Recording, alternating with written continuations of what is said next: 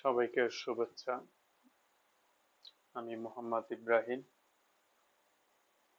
আজকে আমরা যে বিষয়টা নিয়ে আলোচনা করব সেটা হচ্ছে basic concept of programming.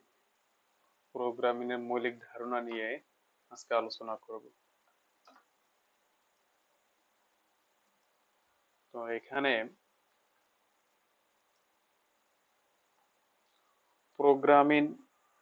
Programme এবং প্রোগ্রামিং ল্যাঙ্গুয়েজ তিনটা বিষয় নিয়ে আমাদের ধারণা থাকা উচিত, যে প্রোগ্রাম কি, প্রোগ্রামিং কি এবং প্রোগ্রামিং ল্যাঙ্গুয়েজ কি।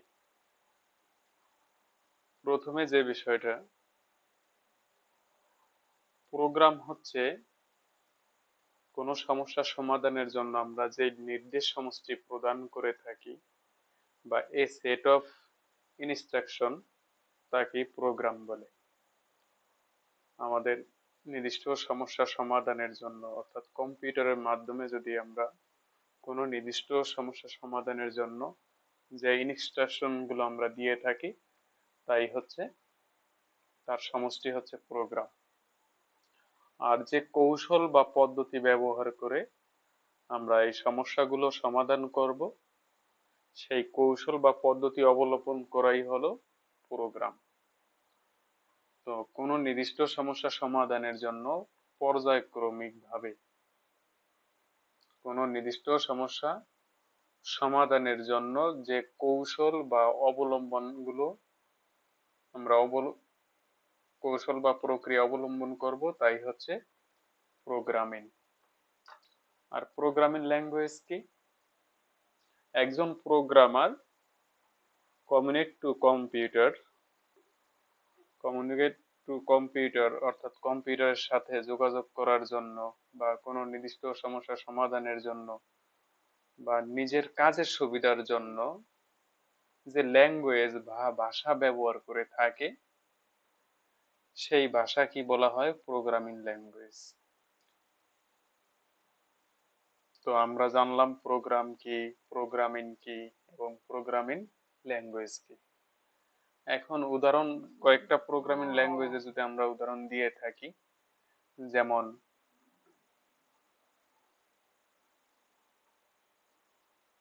Programming C, C plus plus, Java, Python ইত্যাদি। তারপরে যে বিষয়টা রয়েছে, level of programming language. Programming ল্যাঙ্গুয়েজের লেভেলগুলো কি কি হতে পারে? প্রোগ্রামিং ল্যাঙ্গুয়েজের তিনটা লেভেল রয়েছে। এক নাম্বার হচ্ছে লো লেভেল, 2 নম্বরে হাই লেভেল এবং 3 number mid level.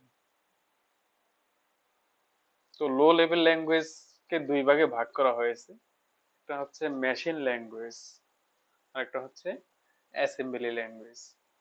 Machine language বলতে বাইনারি ডিজিট কে বোঝানো হয়, অর্থাৎ 0 এবং 1। আমরা যে লেভেল ল্যাঙ্গুয়েজ করি না কেন, ট্রান্সলেটর ওই ল্যাঙ্গুয়েজ গুলোকে মেশিন ল্যাঙ্গুয়েজে রূপান্তর করে, অর্থাৎ মেশিন করে রূপান্তর করে 0 এবং 1। আর অ্যাসেম্বলি ল্যাঙ্গুয়েজ কিছু ইনস্ট্রাকশন সেট আমরা ব্যবহার করে থাকি বা প্রতীক ব্যবহার করে থাকি, সেগুলোই হচ্ছে অ্যাসেম্বলি ল্যাঙ্গুয়েজ। তো আমরা লো লেভেল ল্যাঙ্গুয়েজ নিয়ে আলোচনা করলাম। তারপর হচ্ছে mid level language. Mid level language কি? যে ল্যাঙ্গুয়েজ হাই লেভেল এবং লো লেভেলে কাজ করে, সেই ল্যাঙ্গুয়েজ হচ্ছে মিড লেভেল ল্যাঙ্গুয়েজ। যেমন প্রোগ্রাম ইন সি হচ্ছে একটা মিড লেভেল ল্যাঙ্গুয়েজ। তারপর হচ্ছে হাই লেভেল ল্যাঙ্গুয়েজ, উচ্চতর লেভেলে যে ল্যাঙ্গুয়েজ গুলো রয়েছে, যেমন Java, Python, C sharp, C, COBOL, FORTRAN, Pascal. এই ল্যাঙ্গুয়েজ গুলো এবং এই ল্যাঙ্গুয়েজ গুলো হচ্ছে হাই লেভেল ল্যাঙ্গুয়েজ।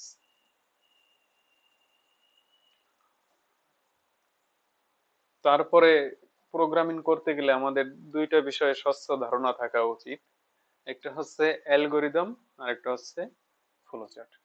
যখন আমরা কোনো নির্দিষ্ট সমস্যার সমাধান করব, এই সমস্যাগুলোকে আমরা ধারাবাহিকভাবে যদি ধাপে ধাপে লিখে রাখি, তখন তাকে আমরা অ্যালগরিদম বলবো। অ্যালগরিদম হচ্ছে কি, কোনো নির্দিষ্ট সমস্যার সমাধানের জন্য পর্যায়ক্রমিকভাবে বা ধারাবাহিকভাবে লিখিত ধাপসমূহকে অ্যালগরিদম বলে। তো এখানে একটা উদাহরণ রয়েছে যে দুইটা সংখ্যা আমরা যোগ করব। এই যোগ করার ক্ষেত্রে যে অ্যালগরিদম করতে হবে, যে প্রথমে স্টেপে আমাকে কাজটা শুরু করতে হবে, স্টেপ নাম্বার 2 তে আমার ইনপুট গ্রহণ করতে হবে, স্টেপ নাম্বার 3 তে প্রসেসিং করতে হবে, অর্থাৎ যোগ করার কাজটা করতে হবে, এবং যোগ করার ফলে আমরা যেই ফলাফলটা পাবো সেটাকে আউটপুটে দেখাতে হবে 4 নাম্বার ধাপে। 5 নম্বর ধাপে শেষ, যেহেতু আমরা আউটপুট পেয়ে গেছি, আমাদের ধাপগুলো শেষ হয়ে গেছে। তো তারপরে যে বিষয়টা সেটা হচ্ছে ফ্লোচার্ট। ফ্লোচার্ট বলতে বোঝায় যে অ্যালগরিদমের আমরা যে ধাপগুলো লিখবো সেটাকে যদি আমরা চিত্রের মাধ্যমে উপস্থাপন করি বা প্রতীকের মাধ্যমে উপস্থাপন করি, তখন তাকে আমরা ফ্লোচার্ট বলবো। তো এই ফ্লোচার্ট গুলো ব্যবহারের জন্য আমার অনেকগুলো প্রতীক ব্যবহার করা হয় এখানে। যেমন শুরু করার ক্ষেত্রে 1 নম্বর প্রতীক ইলিপস, যার মাধ্যমে কোনো একটা প্রোগ্রাম শুরু বা শেষ করা বোঝায়। এর কাজ হচ্ছে একটা প্রোগ্রাম শুরু করব বা শেষ করব। 2 নম্বর প্রতীক ইনপুট এবং আউটপুট, কোনো ইনস্ট্রাকশন কিবোর্ড থেকে গ্রহণ করা, অর্থাৎ ইনপুট গ্রহণ করা এবং ফলাফল আকারে প্রসেস করার পর ফলাফল আকারে আউটপুটে দেখানোর জন্য এই আউটপুট সিম্বলটা ব্যবহার করা হয়, যেটা ট্রাপিজিয়ামের মতো দেখতে। 3 নম্বর হচ্ছে প্রসেস। ইনপুট থেকে প্রাপ্ত ডাটাকে যখন আমরা প্রক্রিয়াকরণ করব, তার জন্য এই রেক্টেঙ্গেল সিম্বলটা ব্যবহার করা হয়। এর মাধ্যমে আমরা প্রসেস করা বুঝি। 4 নম্বর হচ্ছে ডিসিশন মেকিং, অর্থাৎ সিদ্ধান্ত গ্রহণ করা।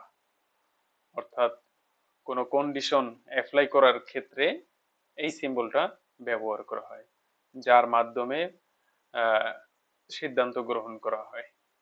তারপর হচ্ছে 5 নম্বর হচ্ছে লুপ বা আবর্তন। কোনো একটা কাজকে বারবার পুনরাবৃত্তি করা, শর্ত সাপেক্ষে বারবার পুনরাবৃত্তি করাই হচ্ছে লুপ বা আবর্তন। 6 নম্বর যেই সিম্বলটা আমরা ব্যবহার করে থাকি, কানেকশন, অর্থাৎ সংযোগ চিহ্ন।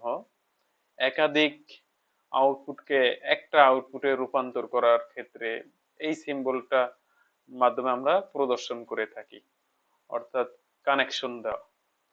তারপর হচ্ছে অ্যারো ডিরেকশন, অর্থাৎ নির্দেশক চিহ্ন, যার মাধ্যমে আমরা প্রোগ্রামের প্রবাহ ডানে যাবে না বামে, উপরে না নিচে, এগুলো উপস্থাপন করার জন্য এই সিম্বলটা ব্যবহার করে থাকি। 8 নম্বর হচ্ছে সাব প্রোগ্রাম। একটা প্রোগ্রামের বিভিন্ন অংশ থাকে, এই যে ছোট অংশ বা বড় অংশ